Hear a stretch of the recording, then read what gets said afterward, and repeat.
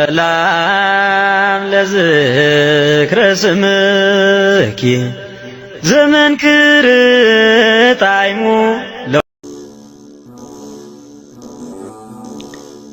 መዝሙር 67 መዝሙር ምስጋና ኦ አምላኽ መሐረና ባርኸና ገጽካ ብርሃልና ፈቃድካ ኣብ ምድሪ ኣብ ኩሎም ኣሕዛብካ እውን ምድሓንካ ክፍለጥሲ ገጽካ ብርሃልና ኦ አምላኽ ህዝብታት የመስጉኑኻ ኩሎም ህዝብታት የመስጉኑኻ ንህዝብታት ብቕንዕና ክትፈርዶም ኣብ ምድሪ ክትመርሖም ኢኻ እሞ ህዝብታት ይተሓጎሱን ልል ይበሉን ኦ አምላኽ ህዝብታት የመስጉኑኻ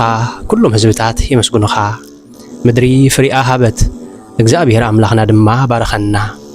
አምላኽ ባረኸና ኣብ ኩላ ምድሪ ዘሎ ህዝቢ ከዓ ይፍርሃዮ አሜን። ሰላም ለዝክረ ስምኪ ዘመንክር ጣዕሙ